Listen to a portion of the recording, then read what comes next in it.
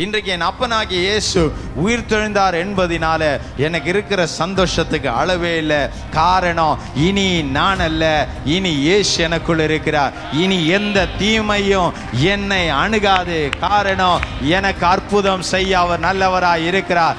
என் உள்ளத்தின் ஆழத்திலிருந்து இயேசுவேன்னு கூப்பிடும் போது என் இக்கட்டில் எனக்கு உதவி செய்வாரு, என் நெருக்கத்தில் எனக்கு உதவி செய்வாரு, என் தனிமையில் எனக்கு உதவி செய்வாரு. ஏன்னா அவர் உயிர் தெழுந்துட்டாரு. அவர் உயிர் தெழுந்ததுனால யாரால முடியாத காரியங்கள்லாம் என் அப்பனால எனக்கு முடியும். எல்லாரும் என்ன பார்த்து இது முன்னால முடியாதுன்னு சொல்றத நான் என் அப்பா கிட்ட போய் முழங்கால் போடும்போது என் அப்பால நான் அதை ஜெயிப்பேன். யாரெல்லாம் நான் புறக்கணிக்கப்பட்டனோ அவர்களெல்லாம் என்னை உதறி தள்ளின பிறகு என்னுடைய காரியம் முடிஞ்சிச்சுன்னு நான் நினைக்கும் போது எனக்கு ஒருவர் எல்லாவற்றையும் முடிச்சு ஜெயிச்சவராய் இருக்கிறாரே, அந்த நாமம் இயேசு. அவரண்டை போய் நான் சலண்டராய் மண்டிடும் போது வானத்தையும் பூமியும் உண்டாக்கின கர்த்தரிடத்திலிருந்து நான் எண்ணி பார்க்க முடியாத ஒத்தாசைகள் வந்து என் வாழ்க்கையை மாற்றுகிறது. இயேசு ஜீவிக்கிறார், இயேசு ஜீவிக்கிறார். அவர் சொன்னார், நான் மரித்தேன் ஆனாலும் இதோ சதா காலமும் உயிரோடு இருக்கிறேன். ஹல்லேலூயா. 1 கொரிந்தியர் 15ஆம் அதிகாரம் 1-4 வசனங்களை நாம் வாசிக்கலாம். அன்றியும் சகோதரரே, நான் உங்களுக்கு பிரசங்கித்த சுவிசேஷத்தை மறுபடியும் உங்களுக்கு தெரியப்படுத்துகிறேன். நீங்களும் அதை ஏற்றுக்கொண்டு அதிலே நிலைத்திருக்கிறீர்கள். நான் உங்களுக்கு பிரசங்கித்த பிரகாரமாய் நீங்கள் அதை கை கொண்டிருந்தால் அதனாலே நீங்கள் ரட்சிக்கப்படுவீர்கள். மற்றபடி உங்கள் விசுவாசம் விருதாவாய் இருக்குமே. நான் அடைந்ததும் உங்களுக்கு பிரதானமாக ஒப்புவித்ததும் என்னவென்றால், கிறிஸ்துவானவர் வேத வாக்கியங்களின்படி நமது பாவங்களுக்காக மரித்து அடக்கம் பண்ணப்பட்டு வேத வாக்கியங்களின்படி 3ஆம் நாளில் உயிர்த்தெழுந்து பிறகு அவருடைய சீஷர்கள் கேபாகு மற்றவர்களுக்கு எல்லாருக்கும் தரிசனமானார். அப்ப பார்க்கும்போது இயேசுவானவர் ஏன் மரித்தார், ஏன் உயிர்த்தெழுந்தார்? இங்கே பார்க்கும்போது கிறிஸ்துவானவர் வேத வாக்கியத்தின்படி நம்முடைய பாவங்களுக்காக மரித்து அடக்கம் பண்ணப்பட்டு, ஆமென். எல்லாரும் சொல்லுங்க, அடக்கம் பண்ணப்பட்டார். சத்தமா சொல்லுங்க, அடக்கம் பண்ணப்பட்டார். ஆமென். நம்முடைய ஆண்டவராய் இயேசு கிறிஸ்து அடக்கம் பண்ணப்பட்டார். இந்த அடக்காராதனை, இந்த அடக்கம் பண்ணதுக்கு காரணம் என்னன்னா, அவர் இல்லை, அது காரணமே நம்ம எல்லாம் தானா. நம்முடைய பாவத்தை எல்லாம் தான் அவர் சுமந்து அதனால தண்டிக்கப்பட்டு அடக்கம் பண்ணப்பட்டார். ஆமென். இயேசு அடக்கம் பண்ணப்பட்டார். ஆனால் இயேசுவானவர் பைபிள்ல பார்த்தா அவர் எந்த அடக்காராதனையும் போய் நடத்தி முடிச்சு வரவே இல்லை. ஆமென். இயேசுவானவர் எங்கேயுமே போயிட்டு அடக்காராதனையே பண்ணல. சோத்திரம். புரியுதா? புரியுதா? யார் எந்த வீட்லேயும் போய் செத்து போனவங்களே இட்டுன்னு போய் கல்லறையில் வச்சு ஜெபம் பண்ணி மண்ணுக்குள்ளே புதைச்சிட்டு இயேசு வரவே இல்லை. அவர் போன இடத்தெல்லாம் செத்து போனதெல்லாம் என்ன ஆயிட்டுங்க, எழுப்பிட்டு தான் வந்தார். அல்லேலூயா. ஆனால் ஆண்டவராய் இயேசு நமக்காய் மரித்த போது இயேசுவை அடக்கம் பண்ணினார்கள். எதற்காய் மரித்தார்? என் பாவத்துக்காக, உன் பாவத்துக்காக. இன்னும் கொஞ்சம் கூட எங்கேயாவது பாவம் இருந்தால் அதை கூட ஒழிச்சிடணும். ஆண்டவரே, நீங்களும் நானும் தான் சேர்ந்து இருக்கணும். எந்த பாவம் உங்க அன்பை என்கிட்டேருந்து பிரிக்க கூடாது. ஆமென். அவர் அடக்கம் பண்ணப்பட்டார். வேத வாக்கியத்தின்படி, வேதம் சொல்லப்பட்டபடி அவர் 3ஆம் நாள் உயிரோடு எழுந்திருப்பார் என்று சொல்லப்பட்டபடியே அவர் 3ஆம் நாள் உயிரோடு எழும்பினார். நல்ல கையை தட்டி ஒரு ஆமென் சொல்லணும். ஹல்லேலூயா. 20ஆம் வசனத்தை பாருங்கள். அதே அதிகாரத்தில், கிறிஸ்துவோ மரித்தோரிலிருந்து எழுந்து நித்திரை அடைந்தவர்களில் முதற் பலனானார். செத்து போன எல்லாருக்கும் முதற் பலனாய் அவர் மாறுகிறார். இன்றைக்கு பார்க்கும்போது கிறிஸ்துவானவர் அவர் மரித்தோரிலிருந்து எழும்பினார். ஹல்லேலூயா. எல்லாரும் வீட்டில் இல்லை கல்லறைக்கு போற வழியில அப்படியெல்லாம் எழுப்பப்பட்டாங்க. ஆனால் இயேசுவானவர் மட்டும்தான் கல்லறைக்குள்ளிருந்து அவரை வெளியே அவர் எழும்பி வருகிறதை நம்ம பார்க்கிறோம். இங்கே பார்க்கும்போது அந்த வேத வாக்கியம் சொன்ன போலவே அவர் மரித்தோரை விட்டு எழும்பி வந்தார். அவரை எழுப்புவதற்கு யாரும் தேவைப்படவில்லை, அவரே எழும்பி வருகிறார். காரணம், வேத வாக்கு அப்படிதான் எழுதப்பட்டிருந்தது. ஒரு லாசருவியாகிலும் இயேசு வெளியே வா என்று கூப்பிட்டார். ஆனால் இயேசுவோ மரித்தொர்ந்து எழும்பி வந்தார். அவருடைய பீரியட், அவருடைய டைம், அவருடைய நேரம் என்ன எழுதப்பட்டுச்சோ அது அப்படியே நடந்துகிட்டே வருது. அப்படி என்றால் இன்னைக்கு உங்க கையிலையும் என் கையில இருக்கிற பைபிள் வாக்கு தத்துவம் எதெல்லாம் உங்ககிட்ட பேசிச்சோ அந்த வார்த்தையின்படி தான் உன் வாழ்க்கையில நடக்கும். அந்த வார்த்தையின்படி தான் உனக்கு நடக்கும். அந்த வாக்கு தத்துவம் என்ன உன் வாழ்க்கையில வந்துச்சோ அந்த வாக்கு தத்துவத்தின் படிதான் நம்ம வாழ்க்கையில கர்த்தர் செய்ய ஆசைப்படுறாரு. அதெல்லாம் நடக்கணும்னா நாம் அவரோடு நின்றாதான் நடக்கும். ஆமென். அவர் இல்லாம அதை நம்ம பெற்றுக்கொள்ளவே முடியாது. 21ஆம் வசனம் பாருங்கள். மனுஷனால் மரணம் உண்டானபடியால் மனுஷனால் மரித்தோரின் உயிர்த்தெழுதலும் உண்டாயிற்று. ஆதாமுக்குள் எல்லாம் மரிக்கிறது போல கிறிஸ்துவுக்குள் எல்லாரும் உயிர்ப்பிக்கப்படுவார்கள். நாம் கவனிக்க வேண்டும், இந்த மரணம் என்பது எங்கே தொடங்கிற்று? ஆதியிலே தொடங்கிற்று. தேவனால் உண்டாக்கப்பட்ட மனுஷன் ஆதாமின் நிமித்தம் இந்த பாவம் உலகத்தை பிடித்தது. ஏனென்றால் குட் ஃப்ரைடே ஆராதனையில் இதெல்லாம் நான் பேசினேன். அப்போ பார்க்கும்போது ஆண்டவர் சொன்ன வார்த்தையில அவங்க தவறிட்டார். நன்மை செஞ்சினா உன் சைடு நான் இருப்பேன், தீமை செஞ்சினா உன் சைடில் பிசாசு இருப்பான். நீ தான் முடிவு எடுத்துக்கணும். இன்னைக்கு உனக்கு நான் எல்லாம் நல்லது தான் செஞ்சிருக்கிறேன், நீ என் சைட்லே இரு, இன்னும் நல்லதே கொடுத்துட்டு இருப்பேன். ஆனா எப்போ நீ தடம் புரள்றியோ அப்போ என்னை விட்டுற. என்னை விட்ட உடனே உன்னை மற்ற ஒன்று உன்னை பிடித்து விடுகிறது. அப்போ நன்மை தீமை என்ற காரியத்தில் ஆதாம் சரியாய் நிற்க வேண்டிய இடத்துல அவனுடைய மனைவி ஏவாள் நிமித்தம் அவன் இடறிவிட்டான். உடனே தவறு செய்வதற்கு சத்துருவானவன் வழி காட்டினதை நடந்தது. ஏனென்றால் இங்கே இயேசு சொன்னார், ஆதியாகமம் 2ஆம் அதிகாரத்தில் 17ஆம் வசனம் நினைக்கிறேன், நீ இதை சாப்பிட்டினா சாகவே சாவேன்னார். ஆதியாகமம் 3ஆம் அதிகாரத்தில் வரும்போது 4ஆம் வசனம் அந்த சாத்தான் சொல்லுகிறான், இதை சாப்பிட்டால் நீ சாகவே சாவதில்லை. 2 வார்த்தையும் ரொம்ப சூப்பராக தான் இருக்குது. இதிலேயே ஒழுங்கா நின்று இருக்கலாம். ஆனால் அதுல என்ன காரியம்னா, பிசாசுடைய நோக்கமே என்னன்னா, ஏசப்பா மேல இருக்கிற உன் பக்தி, உன் வைராக்கியம், ஏசப்பா உனக்கு நல்லது செய்வார் நம்பினதெல்லாம் சும்மா, அதெல்லாம் நடக்காது, நீ கஷ்டப்பட்டு தான் ஆகணும், நீ மனுஷனா பிறந்த, இது உன் தலையெழுத்து, இதெல்லாம் நீ அனுபவிச்சு தான் ஆகணும்னு மனுஷன் என்ன ஆகிறான்? பக்தி அற்றவனாய் போகிறான். அவன் சாரமற்றவனாய் போகிறான், உயிரற்றவனாய் போகிறான். அதற்கு தான் இயேசு சொன்னார், உலகத்தில் நீ உப்பாய் இருப்பாய் என்றால் நான் பிரியப்படுகிறேன், ஆகையால் உன்னை நான் உலகத்துக்கு உப்பாக வைக்கிறேன். உப்பு சாரமற்று போனால் அது குப்பையிலே போகும். அதே போல இயேசு சொன்னார், இந்த உலகத்துக்கு உன்னை வெளிச்சமாய் வைக்கிறேன். இருள் உன்கிட்ட ஜெயிக்க முடியாது. இருளை நீ பார்க்க போறதே கிடையாது. வெளிச்சமா உன்னை நான் வைக்கிறேன் என்று சொன்னார். சங்கீதம் 119 105 சொன்னார், கர்த்தருடைய வேதம் கால்களுக்கு தீபம், நம் பாதைக்கு வெளிச்சம். அப்ப வெளிச்சத்தை எங்கிருந்து எடுக்க முடியும்னா, வசனத்தை வாசிக்க வாசிக்க வாசிக்க தான் நம் கண் திறக்கப்படுகிறது. ஆமென். நம்முடைய மனக்கண் திறக்கப்படுகிறது. மனக்கண் திறக்கப்படும் போதுதான் சாரமற்றவன், வெளிச்சமற்றவன் சொல்லுகிற காரியத்தை நாம் கீழ்ப்படிய மாட்டோம். வேதம் சொல்லுகிறது, இருளின் ஜனங்களுக்கு அறிவு ஜாஸ்தி. அவர்கள் ரொம்ப ஞானமாய் பேசுவார்கள், ஆனால் அந்த ஞானத்தில் ஜீவன் இல்லை.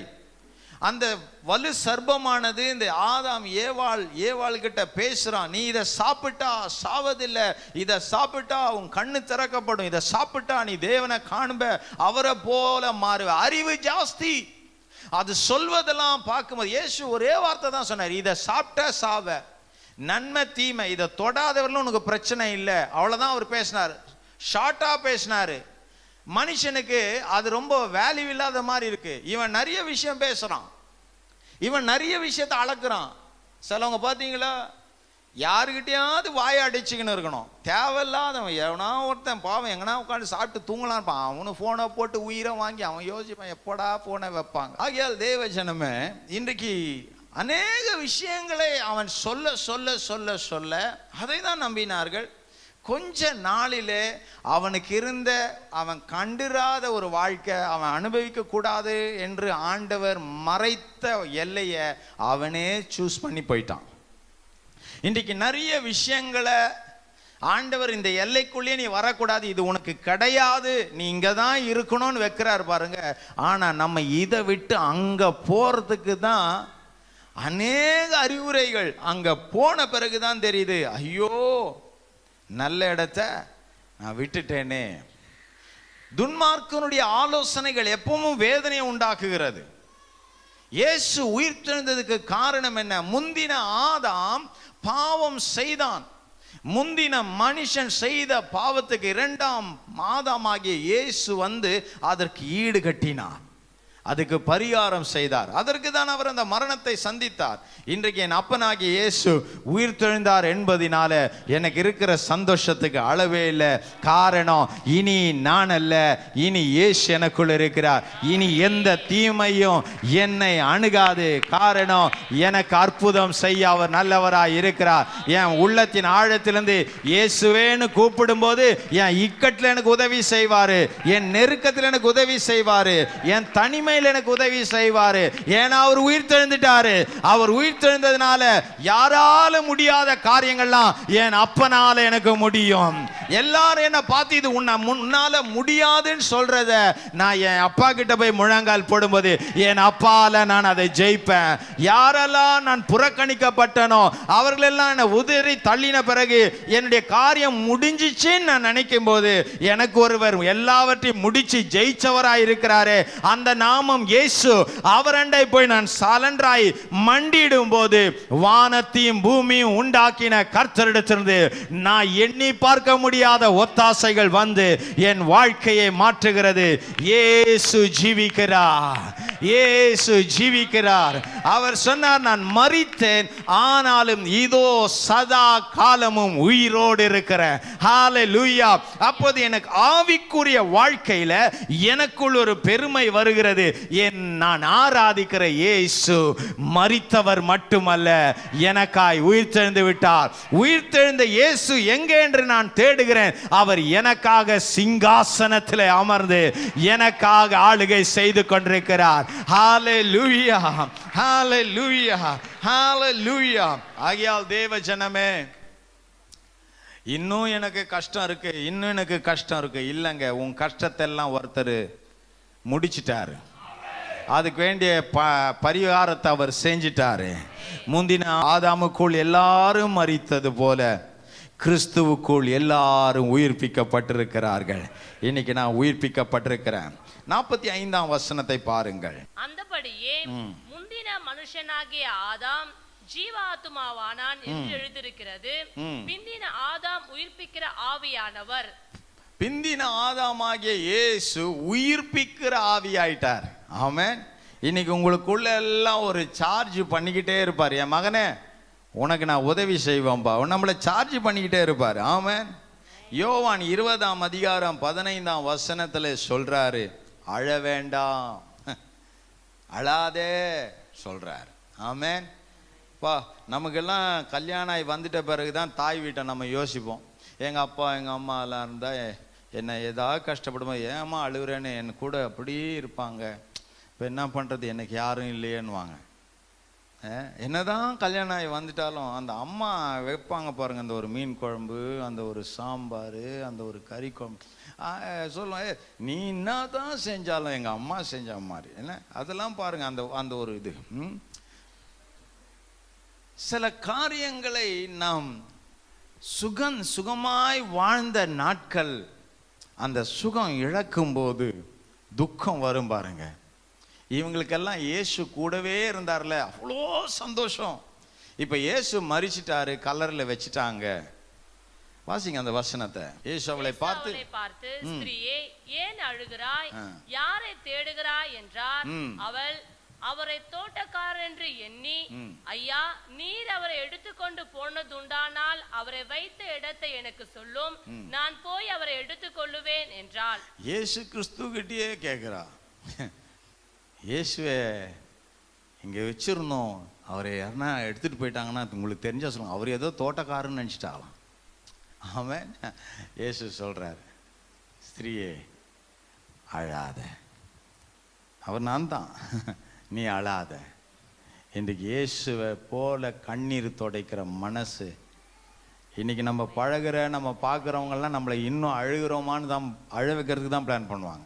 கொஞ்சமாக அழுதினா இன்னொரு அவங்ககிட்ட போய்ட்டு, அவங்கள பற்றி தெரியாது, நீ கொஞ்சம் போய் அவங்கள போய் பேசு. இன்னும் என்ன பண்ணுறான், என்னம்மா உங்களை பிடிச்சி இப்படி கேள்வி, இன்னும் தூக்கம் நம்மளை அப்படியே கதை கட்டி ஒட்டிடுவாங்க.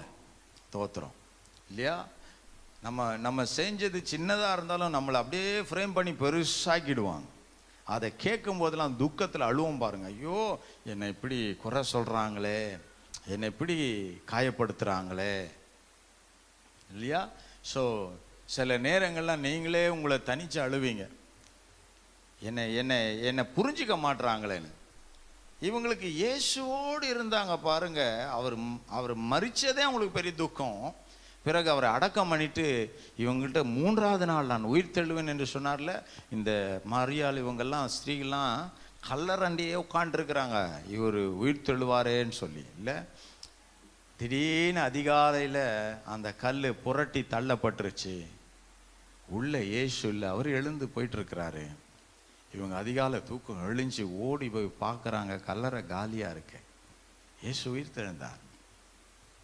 திரும்ப அவரை சந்தித்ததுமே அவங்க உள்ளமானது பெரிய சந்தோஷம். அவர் சொல்கிறாரு, போங்க, நான் வரப்போகிறேன், அங்கே நான் சொன்னபடியே அங்கே வருவேன், ஓடி போய் சீஷக்கெல்லாம் சொல்லிடுன்னா ஓடுறா, சந்தோஷத்தில் ஓடுறா. ஹல்லேலூயா சொல்லுங்களா? அல்லேலூயா. சந்தோஷத்தில் ஓடுறா. இன்னைக்கு அழுகையை தொடச்சார். சரி, இயேசு உயிர் தெழுந்ததை பார்த்த போது அவ கண்ணீர் துடைக்கப்பட்டுச்சு. ஆனால் இன்னைக்கு நம்ம குடும்பத்தில் ஏதாவது ஒரு விஷயத்துக்கு நீங்கள் அழுதுகிட்டு தான் இருக்கிறீங்க. இன்னைக்கு உங்கள் கண்ணீரையும் துடைக்க இயேசு இன்னைக்கு உங்களுக்காக வாழ்ந்துட்டு இருக்கிறார். இன்னைக்கு நீ இந்த வேத வசனத்தை வச்சு நீ ஜெபம் பண்ணு. அன்றைக்கு அவள் கண்ணீரை துடைக்க சொன்னீர், அப்பா நான் இன்னும் கண்ணீர் வடிச்சுக்கிட்டு இருக்கிறேன், என் கண்ணீரை துடைங்களேன் என்று சொல்லி கேளுங்க. அவர் உங்கள் கண்ணீரை துடைப்பார்.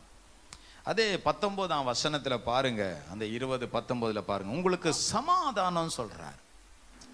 இயேசு கிறிஸ்துடைய உயிர்த்தெழுந்ததுக்கு பிறகு அவர் வாயிலிருந்து வர வார்த்தைங்க பாருங்க, அழாத, உனக்கு சமாதானம். அம்மா, இயேசு கிறிஸ்து இல்லாம நீ எந்த காரியத்துல போனாலும் நீ அழலாம், ஆனா ஜெயிக்க முடியாம நீ அழுதுகிட்டு இருக்கிற. ஆனா இயேசு கிறிஸ்துட்ட வந்தா நீ அழலாம். பிறகு அந்த அழுகையினுக்கு கண்ணீர் துடைக்கப்பட்ட பிறகு அது சாட்சியா மாறும், அது ஒரு பெரிய மகிழ்ச்சியா மாறும். ஹல்லேலூயா. உன் கண்ணீரை கத்த துடைக்கிறார். இங்கே சொல்லுகிறார் 19ஆம் வசனத்திலே பாருங்கள், உங்களுக்கு சமாதானம் என்று சொன்னார். பூட்டப்பட்டிருந்த கதவு, அதுக்குள்ள அவர் போயிட்டார். சீஷர்ல பார்த்து, எப்பா பயப்படாதீங்க, ஏன்னா இயேசுவை கல்லறையில காணா, அவரை யாரோ எடுத்துட்டு போயிட்டாங்க. இதுக்கப்புறம் ரோம அரசாங்கத்தின்படி இயேசுவோடு இருந்தவனுங்க தான் இதை செஞ்சிருப்பாங்க சொல்லி உங்களை தாக்க போறாங்கன்னு ரொம்ப பயந்து வீட்டுக்குள்ள ஒளிஞ்சிக்கிட்டு இருக்கீங்க. இயேசு சொல்றாரு, நான் சொன்னபடியே உயிர் தெழுந்துட்டேன், இனி நான் இருக்கிறேன், நீங்க பயப்படாதீங்க, உங்களுக்கு சமாதானம். ஹல்லேலூயா. இன்றைக்கு இயேசுவோடு கூட இருக்கிற உங்க இருதயத்துக்குள்ள எந்த பயங்கள் இருக்கிறதோ, எந்த பிசாசை குறித்து, எந்த மாந்திரிகத்தை குறித்து, எந்த சூனியத்தை குறித்து, எந்த எதிர்ப்பின் சக்தியை குறித்து, எந்த மனுஷர்களை குறித்து, எந்த ஜனத்தை குறித்து, எந்த விஷயத்தை குறித்து சமாதானம் இழந்திருக்கியோ, இன்னைக்கு உனக்கு ஆண்டவர் சொல்ற காரியம், சமாதானமாயிரு. உன் காரியத்தில் எல்லாம் யாரும் ஜெயிக்க முடியாது, நான் உன் கூட இருக்கனால நீ தான் ஜெயிக்க போற, நீ தான் ஜெயிக்க போற. அவர் ஒன்றை தொடங்கினார் என்றால் அதை அவர் முடிப்பார். அவர் தொடங்கினார் என்றால் அவர் அதை முடிப்பார். யார் உன்னை பார்த்துட்டு இதை எப்படியாவது நிறுத்தணும்னு போய் திட்டமிட போனாலும் கர்த்தர் ராஜாக்களை தள்ளி ராஜாக்களை ஏற்படுத்துவார். அந்த மொர்தெகாய்க்கு எதிராக இருந்த ஆமான் இட்ட சதி திட்டங்கள் எல்லாம் மொர்தெகாயை முடிக்கணும் சொல்லி 150 அடி உயரத்தில் ஒரு தூக்கு மேடையை செஞ்சு இவனை முடிக்கணும்னு பிளான் போட்ட அந்த ஆமான் அதே தூக்கு மேடையில் அவன் குடும்பமே முடிஞ்சது. ஆனால் வாசற்படின்னு உட்காந்து, அரண்மனையின் வாசற்படின்னு உட்காந்து தேவனுக்கு பக்தியாக இருந்த மொர்தெகாயையோ கர்த்தர் அவனுடைய ஆஸ்தியெல்லாம் இவனுக்கு கொடுத்து ஜெயித்தார், ஜெயிக்க வைத்தார். இன்றைக்கி உங்களை பார்த்து நான் சொல்கிறேன், உங்களுக்கு சமாதானம். உங்களை முடிக்க திட்டமிடுகிறவங்களெல்லாம் கர்த்தர் முடிப்பார். நீங்கள் புரிந்து கொள்ள வேண்டும், இன்றைக்கு ஆண்டவராய் இயேசு கிறிஸ்துவை சார்ந்து வாழ்கிறவர்களை பார்த்து சொல்லுகிறார், மரணமே உன் கூர் எங்கே, பாதாளமே உன் ஜெயம் எங்கே. எதுவுமே உங்களை முடிக்க முடியாது. அவர் உங்களோடு இருக்க மட்டும் நீங்கள் எல்லாவற்றையும் ஜெயிப்பீர்கள். இயேசு கிறிஸ்துவை நான் விசுவாசிக்கிறேன், அவரை நம்புறேன்றவங்க இருந்தீங்கன்னா ஒரு ஆமென் சொல்லுங்க பார்க்கலாம். ஹல்லேலூயா. சந்தேகம் யாருக்கும் வரக்கூடாது. அவர் உயிர் தெழுந்தாரா இல்லையா என்ற சந்தேகம் நமக்கு வரக்கூடாது. இயேசு இன்றைக்கும் உயிரோடு இருக்கிறார். சரி, யோவான் 20ஆம் அதிகாரத்தில் நம்ம பார்க்கலாம். அந்த 11ஆம் வசனத்தை படிக்கலாம். மரியாள் கல்லறைக்கு வெளியே வந்து நின்று அழுது கொண்டிருந்தாள். அப்படி அழுது கொண்டிருக்கையில் அவள் குனிந்து கல்லறைக்குள்ளே பார்த்தாள். போதும். ஆமென். காலியை பார்க்கிறா, வெறுமையை பார்க்கிறா, ஏமாற்றத்தை பார்க்கிறா. ஹலோ, இன்றைக்கு ஏமாற்றத்தை பார்த்த உங்களுக்கெல்லாம் ஒரு நற்செய்தி காத்து இருக்கிறது. ஏமாற்றத்தை கண்டு அழுது அழுது அழுது உங்கள் வாழ்க்கை பிரிஞ்சிருக்கலாம், உடைஞ்சிருக்கலாம், குடும்பம் சிதறிந்திருக்கலாம், வாழ்க்கையில பலவிதமான விஷயங்கள் தலைகீழாய் மாறி இருக்கலாம். இப்படியெல்லாம் நடக்கும்னு கூட நினைக்கல, ஆனா இப்படியெல்லாம் நடந்துச்சுன்னு எல்லாமே ஒரு வெறுமையான காரியங்கள். உன் காட்சிகள் இருக்க வேண்டியவர் இல்லாததினால, நீ தேடினது அங்க காணாததினால துக்கத்தில் அழுகிற. இன்னைக்கு நிறைய குடும்பங்களுக்குள்ள கர்த்தர் இனி ஏமாற்றத்தை பார்த்து அழக்கூடியவர்கள் அல்ல, நீங்கள் இனி தேடினதை காணக்கூடிய கண்களை கர்த்தர் உங்களுக்கு கொடுக்கிறார். ஹல்லேலூயா. நிறைவு வரும்போது குறைவு ஓடி போகிறது. இன்றைக்கு நிறைவாகி இயேசு சொல்லுகிறார், அம்மா, ஐயா, சகோதரா, சகோதரி, உன் வாழ்க்கையில நடந்த எல்லா தீமைகளையும் கர்த்தர் நன்மையா மாத்துறத நீ பார்க்க போற. இனி உன் கண்கள் காலியானதை அல்ல, நீ தேடுகிறவர் அங்கே இல்ல. ஒருவேளை அங்கேயே கடப்பார் என்றால் உன் அழுகை இன்னும் தொடர்ந்து இருக்கும். அங்கே அவர் இல்லாததுக்கு காரணம் என்ன தெரியுமா? உன்னை மகிழ்ச்சி ஆக்குறதுக்கு தான். அந்த அழுக கடைசி அழுக, அதோட அவ கண்ணீர் துடைக்கப்பட்டு ஏற்கனவே 7 ஆவிகளில் கட்டப்பட்ட அவளை கர்த்தர் விடுதலையாக்கின அந்த நன்றி இருதயத்தோடு தான் அந்த இயேசுவை தேடுறாரு. எனக்குள்ள இருந்த பொல்லாத ஆவியை விடுதலையாக்கின இயேசுவை அடிச்சிட்டாங்க, அவர் மரிச்சிட்டாரு. அந்த இயேசுவை தேடி போன கல்லறை, ரோமர்களால் சங்கிலிகள் போட்டு பூட்டப்பட்ட கல்லறை உடைக்கப்பட்டிருக்கிறது. இயேசுவை காணா. இந்த ரோம போர் சேவர்கள் தான் இதை தூக்கி கொண்டு போய்விட்டார்களே. ஐயோ இயேசுவே, எனக்கு நீர் விடுதலை கொடுத்தீரே, என்னில் இருந்த பொல்லாத ஆவிகளில் இருந்து விடுதலை கொடுத்து என்ன ஒரு மனுஷியா மாற்றி என்ன இந்த சமுதாயத்தில் வாழ வைத்தீரே.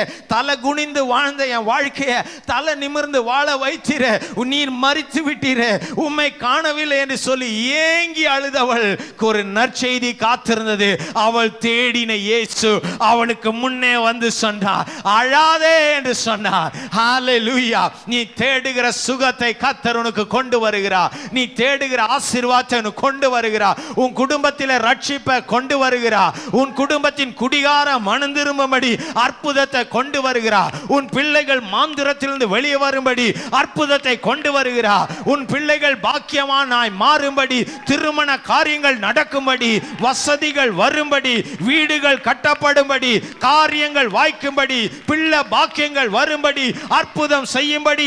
இதுவரை உன் கண்கள் அந்த அற்புதத்தை காணாததினால் அழுதாய் அழுதாய் அழுதாய். ஆனால் உன் கண்ணீரை துடைக்கும்படி அந்த ஆட்டுக்குட்டியானவர், உனக்காய் அடிக்கப்பட்ட ஆட்டுக்குட்டியானவர், இன்றைக்கு உனக்காக இந்த அதிகால வேளையில் அவர் எழும்பினார் என்பதை நினைவு கூறுகிற நீ ஆர்ப்பரிப்பாயா? இயேசு உன் வாழ்க்கையை மாற்றுகிறார். உன் வாழ்க்கையில் இருக்கிற அவிசுவாசங்கள் மாறுகிறது. 13ஆம் வசனம். அவர்கள் அவளை நோக்கி, ஸ்திரீயே, ஏன் அழுகிறாய் என்றார்கள். அதற்கு அவள், என் ஆண்டவரை எடுத்துக்கொண்டு போய்விட்டார்கள், அவரை வைத்த இடம் எனக்கு தெரியவில்லை என்றாள். ஹல்லேலூயா. இன்று இயேசு சொல்லுகிறார், உங்கள் நடுவிலே நான் இருக்கிறேன். நீங்கள் அறியாத ஒருவர் உங்கள் நடுவில் இருக்கிறார். உன்னை நான் திக்கற்றவளாய் விட மாட்டேன், நான் உன் அருகே இருக்கிறேன். ஹல்லேலூயா. 15ஆம் வசனம். இயேசு அவளை பார்த்து, ஸ்திரீயே, ஏன் அழுகிறாய், யாரை தேடுகிறாய் என்றார். அவள், அவரை தோட்டக்காரர் என்று எண்ணி, ஐயா, நீர் அவரை எடுத்துக்கொண்டு போனதுண்டானால் அவரை வைத்த இடத்தை எனக்கு சொல்லும், நான் போய் அவரை எடுத்துக்கொள்ளுவேன் என்றாள். 16. இயேசு அவளை நோக்கி, மரியாளே என்றார். அவள் திரும்பி பார்த்து, ரபுனி என்றால், அதற்கு போதகரே என்று அர்த்தமாம். 17. இயேசு அவளை நோக்கி, என்னை தொடாதே, நான் இன்னும் என் பிதாவினிடத்துக்கு ஏறி போகவில்லை.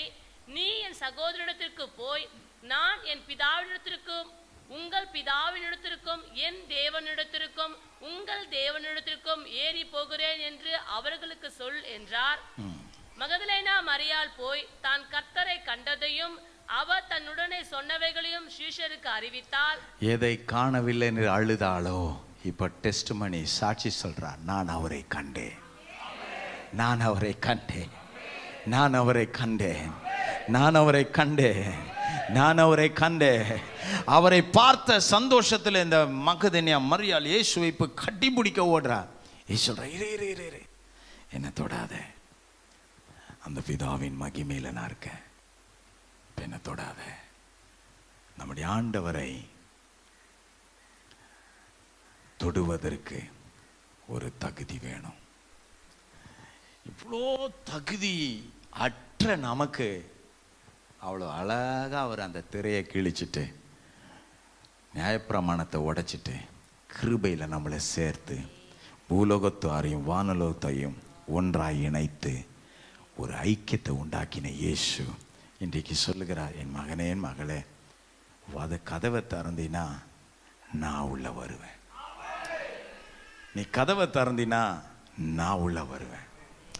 இன்றைக்கு இயேசுக்கு நீங்கள் கொடுக்குற அந்த கணம் நீங்கள் யாருக்குமே இருக்கக்கூடாதுங்க. அந்த கணம், அந்த பணிவு, அந்த மரியாதை, அந்த ஒழுக்கம் அப்படி கொடுத்தீங்கன்னா உங்களை ஆண்டவர் அந்த பரிசுத்தத்தில் அப்படி தூக்குவார். அப்படி கணம் பண்ணுகிறவர்கள் ஆண்டுடைய சத்தத்தை அழகாய் கேட்பார்கள். நீ போய் இதை அவளுக்கு சொல் என்று சொன்னார். ரைட்.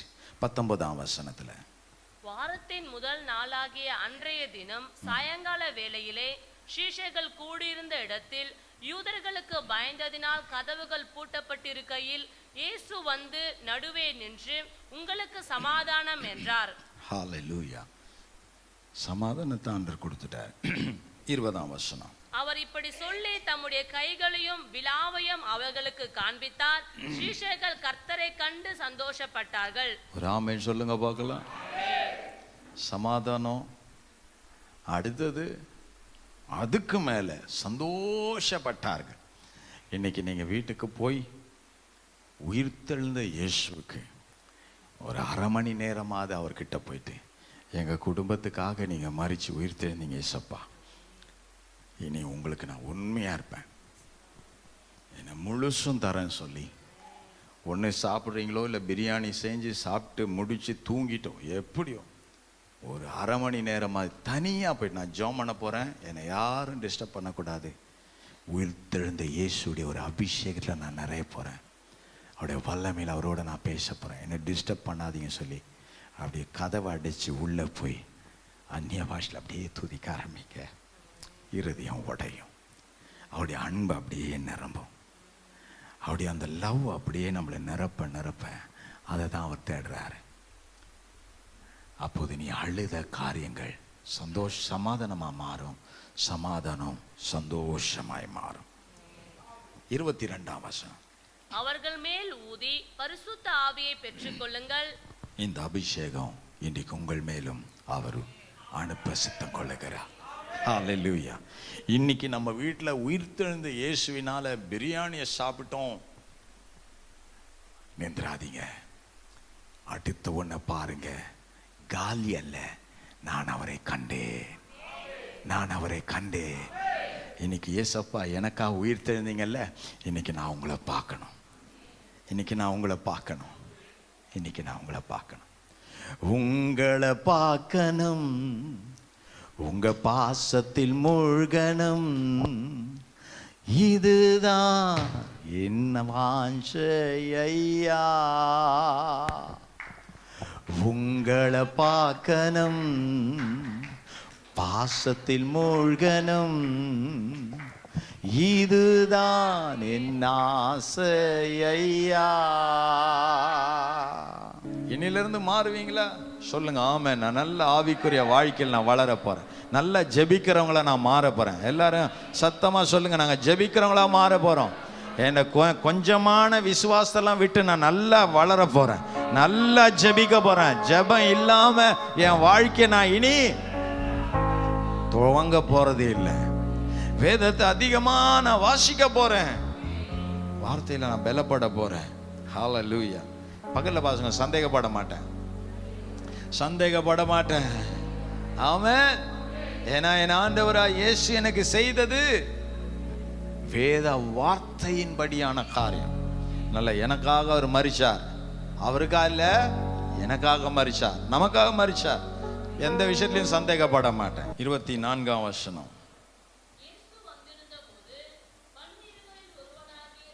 என்னப்பட்ட தோமா என்பவன் அவர்களுடனே கூட இருக்கவில்லை. மற்ற சீஷர்கள் கர்த்தரை கண்டோம் என்று அவனுடனே சொன்னார்கள். அதற்கு அவன், அவருடைய கைகளில் ஆணிகள் உண்டான காயத்தை நான் கண்டு அந்த காயத்திலே என் விரலை விட்டு என் கையை அவருடைய விலாவிலை போட்டால் ஒழிய விசுவாசிக்க மாட்டேன் என்றான்.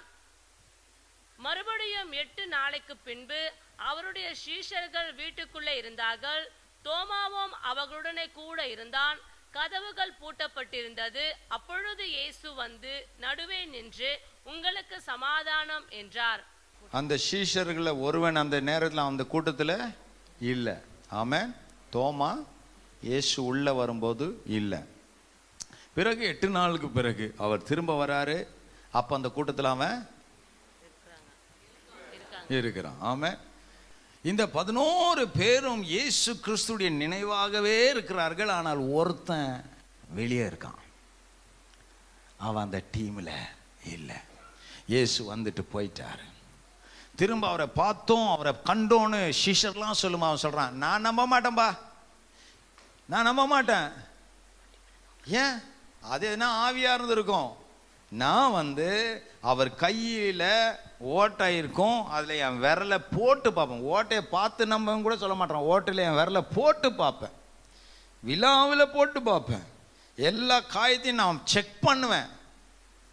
பா, பயங்கரமான ஆளா இருந்திருப்பான் பொழுதுதான். இந்த 11 பேர் சொல்றாங்க, இயேசுவை நாங்க பார்த்தோம். அவன் சொல்றான், நான் நம்ப மாட்டேன். பிரதர், நிறைய ஃபேமிலியில் வர ப்ராப்ளத்தினால இயேசுவை நீ 2வது நபர் ஆக்கிட்டு நீ முன்னாடி நின்று இதெல்லாத்துக்கும் போராடிக்கிட்டு இருக்கிற. ஆனால் அவரை முன்னால் வச்சுட்டு நீ பின்னால் நின்றீன்னா அவர் எல்லாத்தையுமே அவர் மாற்றி அமைப்பதை நீ பார்த்த. ஏன் அவரை பின்னால் வச்சு நீ முன்னால் நிற்கிறனா? நீ அவரை நம்ப மாட்ற. இது நீ தான், உன்னால தான் முடியும்னு நீ நம்புற. ஆனால் எல்லாவற்றையும் சர்வலோகத்தின் காரியத்தையும் சுமந்து முடிச்சவர் தான் உன் ரட்சகராக இயேசுன்றத நீ என்னைக்கு விசுவாசிக்க ஆரம்பிக்கிறியோ அப்பவே கர்த்தர் சொல்கிறார், மலை போன்ற பிரச்சனைகள் எல்லாம் பனி போல மாறி போகும், உனக்காக அவர் யுத்தம் பண்ணுவார். இவன் சொல்லுகிறான், நான் நம்ப மாட்டேன். இன்னைக்கு எத்தனை நேரங்களில் நம்முடைய அந்த 6 நாள் வாழ்க்கையில சத்தியத்தை கேட்டும் அவிசுவாசத்தில் நாம் முழுகி விடுகிறோம். இன்றைக்கு சபையே கிறிஸ்துவுடைய வல்லமை போன்ற வல்லமை வேற எந்த சக்திக்கும் கிடையாது. அந்த வல்லமையை நீ சுமக்க ஆரம்பிச்சிட்டினா அவருடைய வல்லமையினால் ஆகாது என்ற காரியம் ஒன்றுமில்லை. வேதம் சொல்லுகிறது, உன் பலத்தினாலும் பராக்கிரமத்தினாலும் ஆகாது, ஆனால் என்னுடைய ஆவியினால் எல்லாம் ஆகும் என்று அவர் எழுதி முடித்தார். வல்லமையை வல்லமையா சுமந்தினா வல்லமைக்குரிய காரியத்தை காட்டும். வல்லமையை நீ வஞ்சிச்சினா வல்லமை உன்னை விட்டு நீங்கி போகும். தேவ வல்லமை இருக்கு மட்டும் உன்னை எதுவுமே மேற்கொள்ள முடியாது. சிம்சோன் மேல் அந்த பலன் இருந்த மட்டும் 1000 பேர்களையும் அவன் கொன்று போட்டான், ஒரு கழுதை தாடியை கொண்டு. இன்றைக்கு தேவ பிள்ளையை, தேவனை எப்போது விட்டு பாவத்தில் போறோமோ அப்போ அந்த வல்லமை போனதும் அவன் யுத்தம் பண்ண பார்க்கிறான், முடியவில்லை. அவன் கண்களை பிடுங்கி விட்டார்கள், அவனை அடிக்கிறார்கள், கேலி செய்தார்கள், தலை குனிந்தான். இன்றைக்கு தேவ பிள்ளையை, உன்னுடைய ஞானத்தை தூக்கி போட்டு தேவ ஞானத்தை குழந்தை போல ஆண்டுகள், எனக்கு ஞானம் தாங்கப்பா, உங்களை புரிஞ்சு கொள்ள சக்தியை தாங்க ஆண்டவரே, உங்க சக்தியை புரிஞ்சு கொள்ளக்கூடிய கெப்பாசிட்டி எனக்கு தாங்க ஆண்டவரே, எனக்குள்ளே அதை தாங்கி புரியத்தக்க அறிவு எனக்கு தாங்கன்னு கேளுங்க. அப்பொழுது ஆண்டவர் குழந்தையை போல உனக்கு கற்றுக் கொடுப்பார். அதை விளங்கிட்டீங்கன்னா உங்களை ஆளுகை செய்யற எல்லா அடிமதன ஆவியும் உங்களை விட்டு ஓடும். நீங்கள் சாதனையாளர்களாய் மாறுவீர்கள். ஹalleluya. 27 படிங்க சிஸ்டர். பின்பு அவர் தோமாவை நோக்கி, நீ உன் விரலை இங்கே நீட்டி. அப்பொழுது இயேசு வந்து சொல்ற, ஏய் தோமா, இவ்வளோ பேர் சொல்லி நம்பலடா, நானே வந்திருக்கிறேன், வா இங்க வா.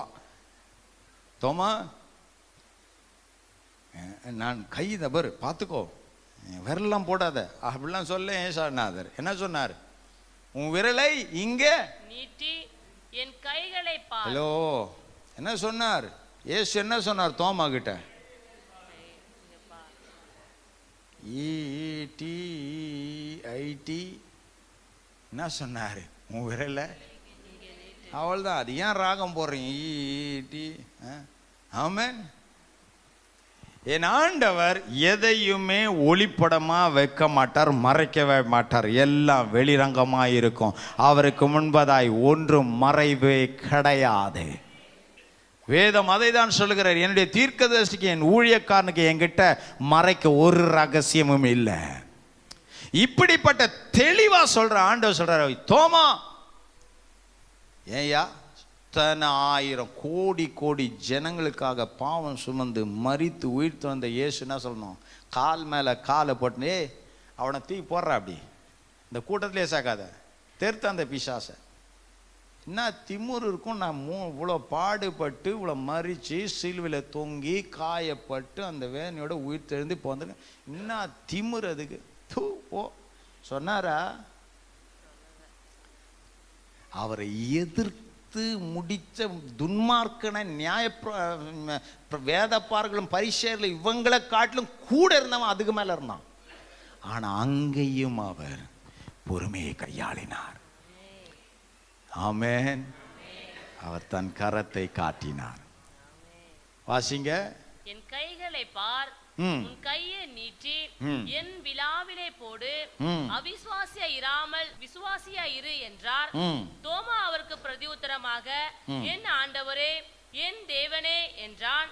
அதற்கு இயேசு, தோமாவே, நீ என்னை கண்டதினாலே விசுவாசித்தாய், காணாதிருந்தும் விசுவாசிக்கிறவர்கள் பாக்கியவான்கள் என்றார். ஹalleluya. ஹalleluya. இப்போ நம்ம எல்லாம் இயேசுவை, எருசலேமுக்கு யாரும் இன்னும் அவர் கல்லறை யாரும் போய், ஆனால் இன்னைக்கு அந்த கல்லறை திறக்கப்பட்டிருக்கு. அது ஒரு புனித இடமா இருந்துட்டு இன்னைக்கு எவ்வளோ பேர் அந்த இடம்லாம் போய் பார்த்துட்டு வந்துட்டு இருக்கிறாங்க. நமக்கு போல. ஆனால் வேதத்தில் எழுதப்பட்ட வார்த்தையை நம்ம காணாமல் விசுவாசிக்கிறோம். ஏசு என்ன சொன்னார் தெரியுமா? தோமா, நீ என்னை கண்டு விசுவாசித்த, என்னை காணாத விசுவாசிக்கிறவன் பாக்கியவான். இப்போ ஒன்னே ஒன்று நான் சொல்கிறேன், நீங்கள் இயேசுவை பார்க்கல, கவலைப்படாதீங்க. ஆனால் இயேசு உங்களை பார்த்துட்டே தான் இருக்கார். இயேசு உங்களை பார்த்துட்டே தான் இருக்கார். சங்கீதம் 121 சொல்கிறார், இஸ்ரவேலை காக்கிற தேவன் உறங்குவதும் இல்லை, தூங்குவதும் இல்லை. பகலிலே வெயிலாகிலும் இரவிலே நிழலாகிலும் உன்னை சேதப்படுத்துவதில்லை. ஆமென். அவர் சிறியோர் பெரியோர் யாவரையும் ஆசீர்வதிக்கிறார். நீங்கள் பார்க்கணுன்னு ஆசைப்படுறீங்களா? ஒரே ஒன்று தான், அவர் எதிர்பார்க்கிற பரிசுத்தத்துக்குள்ள நீங்கள் வந்துட்டீங்கன்னா உங்கள் மனக்கண் திறந்துடும், அவரை பார்க்க ஆரம்பிச்சிடுவீங்க. எத்தனை பேருக்கு இயேசுவை பார்க்கணுன்னு ஆசை இருக்கு? பல மணி நேரம் விழுந்து கிடக்கணும், பல மணி நேரம் விழுந்து கிடக்கணும்.